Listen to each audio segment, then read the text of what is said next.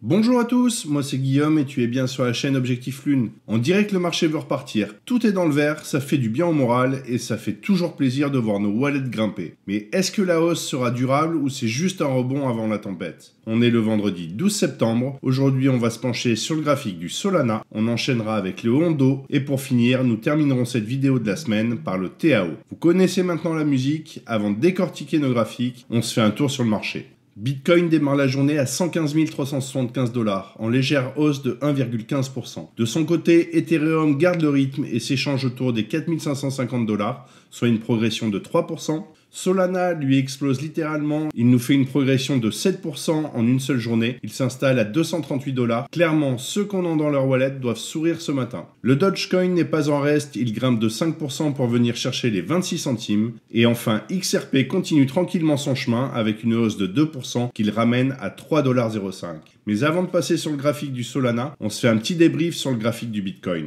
On peut voir que notre RSI est bien venu casser ici notre pivot. Je vous en avais parlé dans ma dernière vidéo. À la cassure du pivot, nous avions la possibilité de retracer l'ensemble de la baisse initiée depuis le 14 août, donc sur les 0,5 et 0,618 de Fibonacci, c'est-à-dire les 115 948 et les 117 976, donc zone qu'on est venu toucher juste ici. Maintenant, notre objectif, c'est de savoir si nous allons continuer notre hausse pour faire un nouvel ETH ou si c'est la correction qui nous attend. Et pour ça, on va se retrouver tout de suite sur le H4. Nous pouvons voir qu'à l'heure actuelle, nous sommes sur une continuation haussière puisque notre RSI est venu casser notre dernier plus haut qui pourrait nous amener donc sur la zone des 115 897 et des 119 556 avec une zone de best price sur les 117 508 et les 118 159. Donc on est déjà venu chercher la première intention. Il est tout à fait possible d'avoir à l'heure actuelle un dernier plus haut dans la zone ici. À cet instant, nous avons deux options. Soit on retrace l'ensemble du mouvement haussier initié depuis le 30 août, ce qui nous amènerait sur les 111 319 et les 112 510, donc sur cette zone-là, ce qui nous permettrait de repartir à la hausse sur la zone des 122 661 et des 128 973 avec une zone de best price sur les 125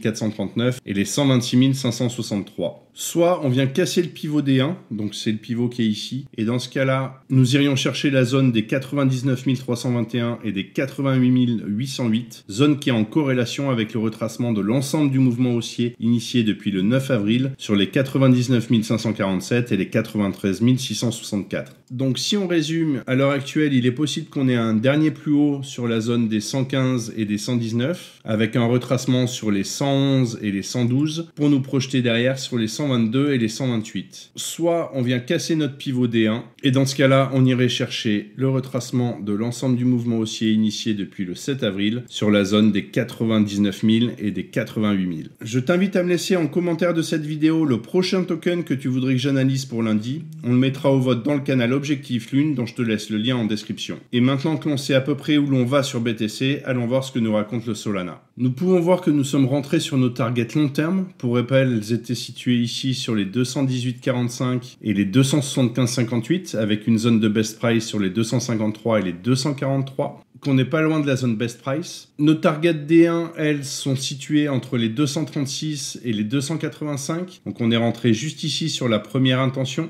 Et que sur notre RSI, on a cassé ici notre dernier plus haut, ce qui nous indique une continuation haussière. On fera tout de même attention, si notre prix venait à faire un plus haut et notre RSI un plus bas, nous aurions alors une divergence qui pourrait nous signaler une fin de mouvement haussier. Alors regardez ce qui se passe sur le H4.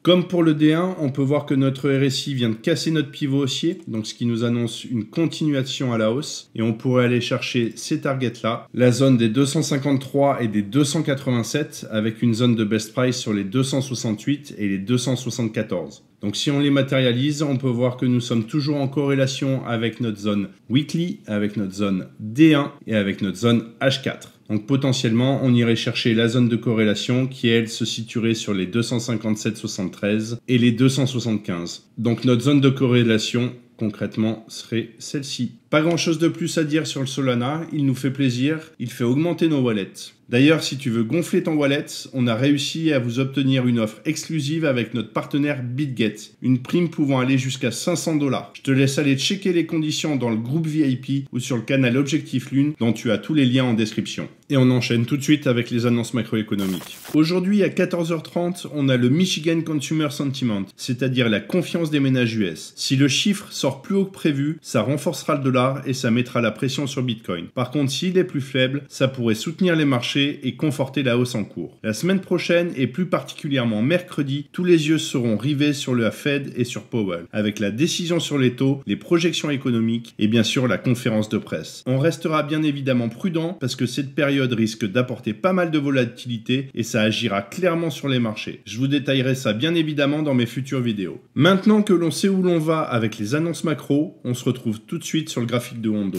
On est venu chercher nos targets basses ici. On avait une zone de corrélation qui, pour rappel, était située entre les 0,8637 et les 0,8306. Zone qu'on est venu toucher, vous voyez juste ici là. Pour le moment, nos targets long terme n'ont pas bougé. Nous avons, avec le retracement de Fibonacci de l'ensemble du mouvement initié depuis le 16 décembre, les zones sur les 0,6 et 0,5 de Fibonacci, c'est-à-dire les 1,3857 et les 1,5661. Et avec les données actuelles, on peut corréler avec la prolongation de Fibonacci qui nous donne des targets sur les 1,4065 et les 1,7450 avec une zone de best price sur les 1,5555 et les 1,6157. Donc on voit bien qu'on a ici notre zone de corrélation. Pour qu'on aille chercher nos targets, il faudrait tout de même que notre RSI vienne ici passer au-dessus de notre pivot haussier, ce qui nous permettrait de nous projeter directement sur les targets. Et on se retrouve tout de suite sur le H4 pour voir ce que ça donne. Nous pouvons voir qu'à cet instant, nous avons une divergence ici qui est en cours, donc potentiellement on est sur une fin de mouvement haussier, qui pourrait nous projeter sur la zone de retracement de l'ensemble du mouvement haussier initié depuis le 1er septembre, donc sur la zone des 0,5 et 0,618 de Fibonacci, c'est-à-dire les 0,9968 et les 0,9662, qui nous permettrait par la suite d'aller chercher nos targets hautes, c'est-à-dire la zone des 1,2687 et des 1,4392, avec une zone de best price comprise entre les 1,3741 et les 1,3438. Donc potentiellement, on pourrait aller chercher quelque chose de ce style-là. Bien évidemment, si le RSI venait ici casser notre pivot baissier, cette vue ne serait plus valide. Si tu aimes ce type de contenu et que ce n'est pas encore fait, pense à liker, à t'abonner à la chaîne et activer la cloche pour ne rien manquer de mes prochaines vidéos. Je te laisse tous les liens utiles juste en dessous dans la description.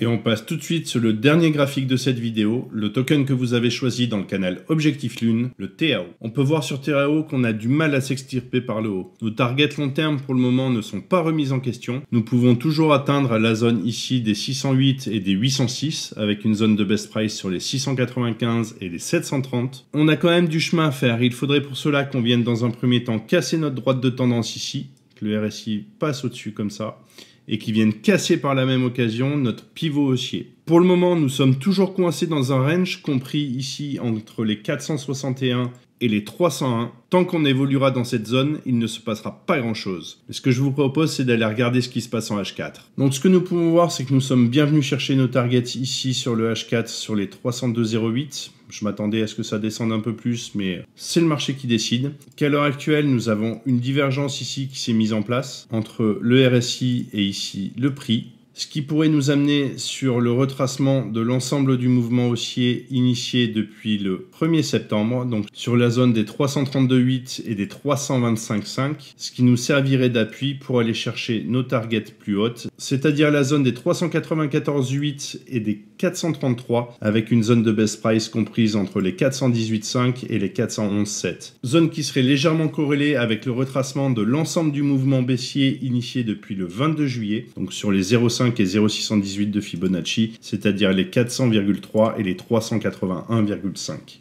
Donc potentiellement, on pourrait avoir quelque chose de ce style-là. Ce que je te partage ici reste mon analyse du marché à un instant T. Ce n'est pas un conseil en investissement. Et comme toujours, je t'invite à faire tes propres recherches et à adapter ta stratégie à ton profil de risque. Voilà, je pense qu'on a fait le tour pour aujourd'hui. Pour le moment, on est clairement haussier sur les marchés. La semaine prochaine, avec les annonces de Powell, pourra être déterminante. Pour ma part, je te souhaite un excellent week-end. Et comme toujours, prends soin de toi et tes cryptos. Ciao!